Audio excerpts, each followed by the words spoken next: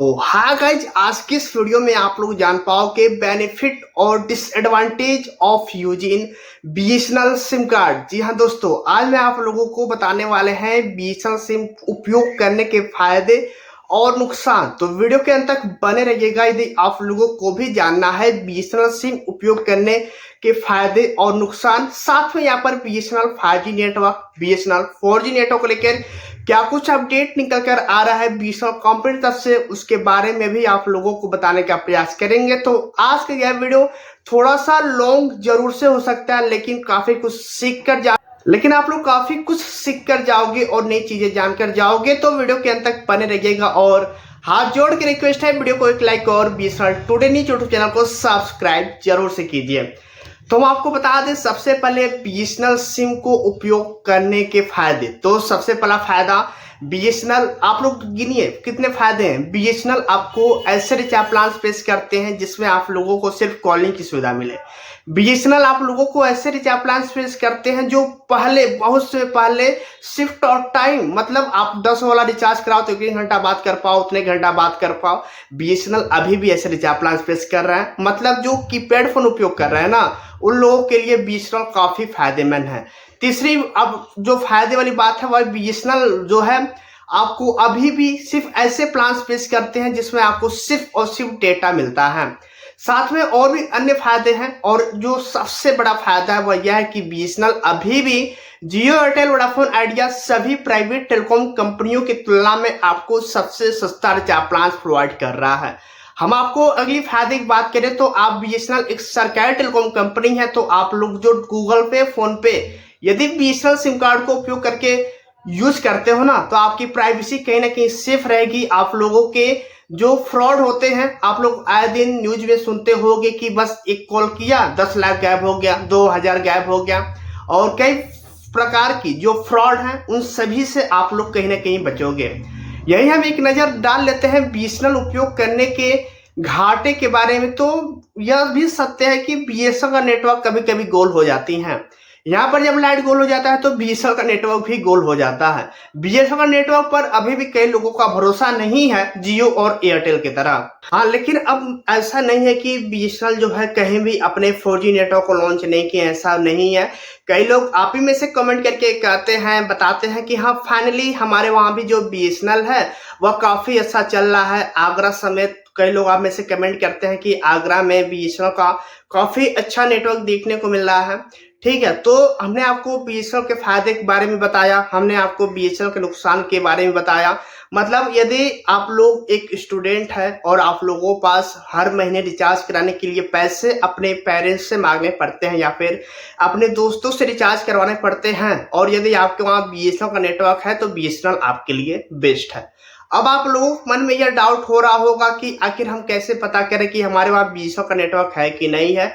तो इसके दो सॉल्यूशन है। पहला सॉल्यूशन यह है कि मैंने आप लोगों को बताया कि ट्राई की तरफ से एक शानदार अपडेट आई थी जिसमें यह नया नियम जारी किया गया था कि ये जितने भी टेलीकॉम कंपनियां हैं, मतलब जियो, एयरटेल, वोडाफोन आइडिया और बीएसएनएल, सभी को अपने ऑफिशियल वेबसाइट पर मेंशन करना होगा कि कहां पर कौन सा नेटवर्क है। मतलब सभी जगह के नाम लिखने होंगे और बताना होगा कि किस टेलीकॉम ऑपरेटर का वहां पर कौन सा नेटवर्क है, 2G है, 3G है, 4G है या 5G है। और जो दूसरी सोल्यूशन है वह यह है कि आप लोग BSNL today news YouTube channel को सब्सक्राइब करके रख सकते हैं। हर दिन बीएसएनएल कंपनी तरफ से जो कुछ अपडेट आता है आप लोगों को बताने का प्रयास किया जाता है। बीएसएनएल कंपनी अपने 4G नेटवर्क को कहां पर लॉन्च की है, हर जगह कहां पर लॉन्च कर रही है, कहां पर कितने टावर्स लगाए जा रहे हैं, सभी चीजों को आप लोगों को BSNL today news YouTube channel के माध्यम से बताया जाता है। हाल ही में हम वोडाफोन आइडिया कंपनी के बारे में बात करें तो भी आप लोगों को बताने का प्रयास किया गया था कि वोडाफोन आइडिया कंपनी का 5G नेटवर्क कहां कहां मौजूद है। आप लोगों ने उस वीडियो को देखा, कमेंट किया, उसके लिए आप सभी लोगों को बहुत बहुत धन्यवाद। आप लोग भी इस वीडियो को ज्यादा से ज्यादा शेयर कीजिए, ठीक है, अपने फैमिली मेंबर साथ शेयर कीजिए, अपने दोस्तों साथ शेयर कीजिए, ठीक है। अब हम जान लेते हैं कि अभी जो लेटेस्ट अपडेट बीएसएनएल कंपनी तरफ से निकल कर आ रही है वह क्या है। तो यहाँ पर आप सभी लोगों के लिए खुशखबरी है। आपको पता होगा कि यहाँ पर जियो, एयरटेल और वोडाफोन आइडिया तो नहीं, लेकिन जियो, एयरटेल बहुत जल्द अपने रिचार्ज प्लान्स की प्राइस में बढ़ोतरी करने वाले हैं, ठीक है।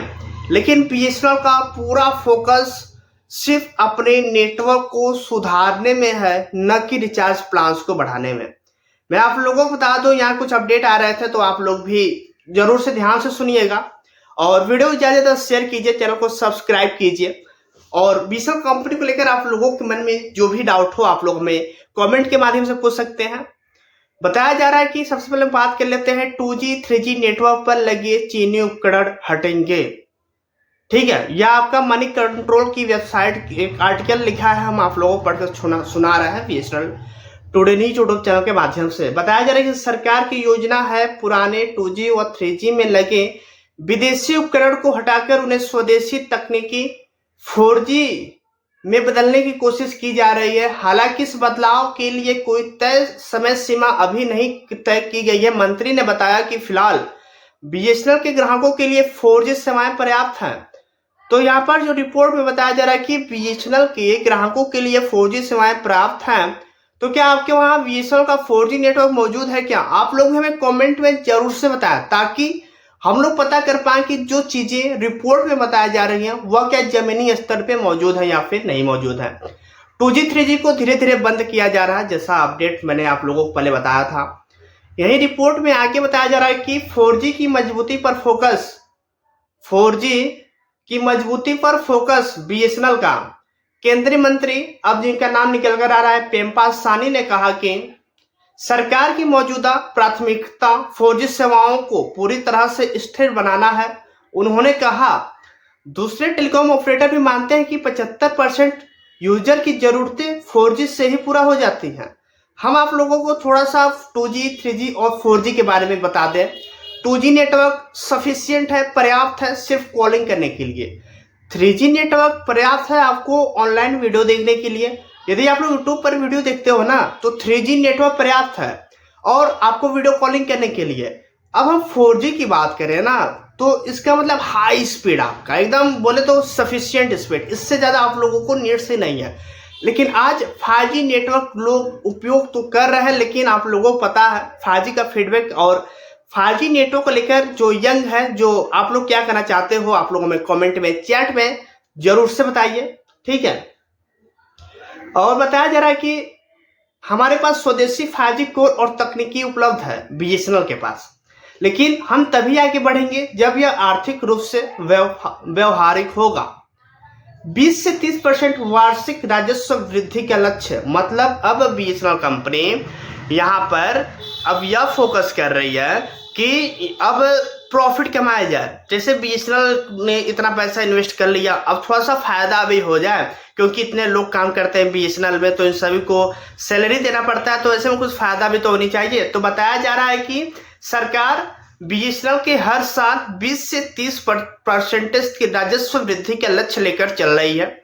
इसके लिए नेटवर्क अप टाइम में सुधार, फाइबर कट्स को कम करना और सर्कल स्तर पर औसत राजस्व प्रति यूजर यानी कि एवरेज रेवेन्यू पर यूजर बोले तो ARPU बढ़ाने के प्रयास किए जा रहे हैं। मतलब अब यहाँ पर यह बढ़ाने का प्रयास किया जा रहा है, तो इसका मतलब यह नहीं है कि बीएसएनएल के दाम बढ़ेंगे। हाँ, ये है कि बीएसएनएल के नेटवर्क में सुधार किया जा रहा है ताकि लोग और बीएसएनएल से जुड़े और जो है लोग बीएसएनएल का फायदा हो।